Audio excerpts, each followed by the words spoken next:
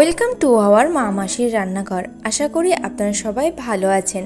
আজ আমরা আপনার সঙ্গে শেয়ার করতে চলেছি তামিল ধাবা স্টাইলের মুগ ডাল। চলুন দেখা যাক। প্রথমে ডালটাকে ভেজে নিতে হবে, তার জন্য কড়াই সাদা তেল দিয়ে দিয়েছি। মুগ ডালটাকে কম আঁচে লাল লাল করে ভেজে নিতে হবে। যখন ডাল থেকে সুন্দর গন্ধ বেরোতে শুরু করবে তখন ডালটাকে সেদ্ধ করার জন্য জল দিয়ে দিতে হবে। ডালটাকে প্রেসার কুকারে দিয়ে সিটি দিয়ে নেব 4টে। আপনারা চাইলে কড়াতেও সেদ্ধ করে নিতে পারেন। ডালটাকে সেদ্ধ করার সময় একটা পেঁয়াজ, কটা রসুনের কোয়া, স্বাদ মতো নুন আর হলুদ দিয়ে এটাকে সেদ্ধ করে নিতে হবে।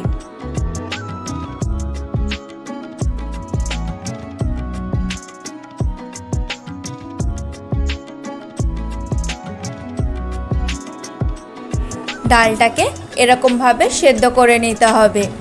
এবার ডালটা তৈরি করার জন্যে কড়াতে সাদা তেল আর ঘি দিয়ে ডালের সম্বরাটা তৈরি করে নেব। তার জন্য আমাদের লাগছে সাদা কলাইয়ের ডাল, জিরে, সর্ষে আর কারি পাতা। এগুলোকে ভালো করে ভেজে খিচুটা তুলে রেখে দিতে হবে।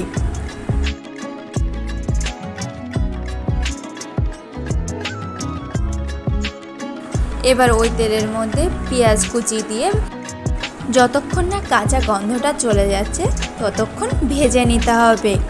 কাঁচা গন্ধটা চলে গেলে তার মধ্যে একে একে আদা বাটা, টমেটো কুচি আর কাঁচা লঙ্কা দিয়ে একটু ভেজে নিয়ে স্বাদ মতো নুন, স্বাদ মতো চিনি আর সামান্য হলুদ দিয়ে মশলাটাকে ভালো করে ভেজে নিতে হবে। ডাল সিদ্ধর সময় ডালে নুন দেওয়া হয়েছিল, সেটা মাথায় রেখেই মশলাতে নুন দিয়ে নিতে হবে। এবার মশলাটাকে কিছুক্ষণের জন্য ঢাকা দিয়ে রেখে দিতে হবে। কিছুক্ষণ পরে ঢাকনাটাকে তুলে মশলাটাকে একটু নেড়ে চেড়ে নিয়ে একে একে এর মধ্যে ধনে গুঁড়ো আর লাল লঙ্কার গুঁড়ো দিয়ে মিশিয়ে নিতে হবে। মশলা দিয়ে তেল ছেড়ে গেলে সেদ্ধ করে রাখা ডালটাকে এর মধ্যে দিয়ে দিতে হবে।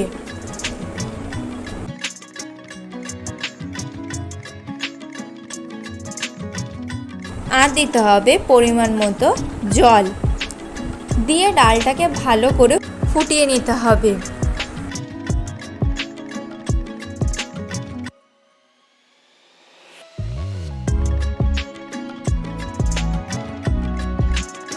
ডালটা ভালো করে ফুটে গেলে এর মধ্যে দিয়ে দিতে হবে কচুরি মেথি আর আগে ভেজে রাখা সম্বরা।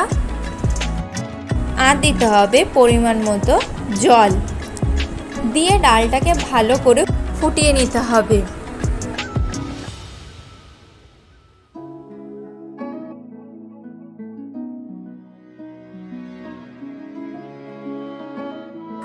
ডালটা ভালো করে ফুটে গেলে এর মধ্যে দিয়ে দিতে হবে কচুরি মেথি আর আগে ভেজে রাখা সম্বরা আর ধনেপাতা কুচি দিয়ে ভালো করে মিশিয়ে নিতে হবে।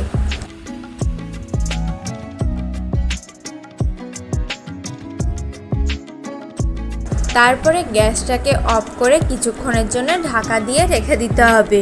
কিছুক্ষণ পরে ঢাকনা তুলে নামিয়ে নিলে রেডি তামিলের ধাবা স্টাইল মুগ ডাল।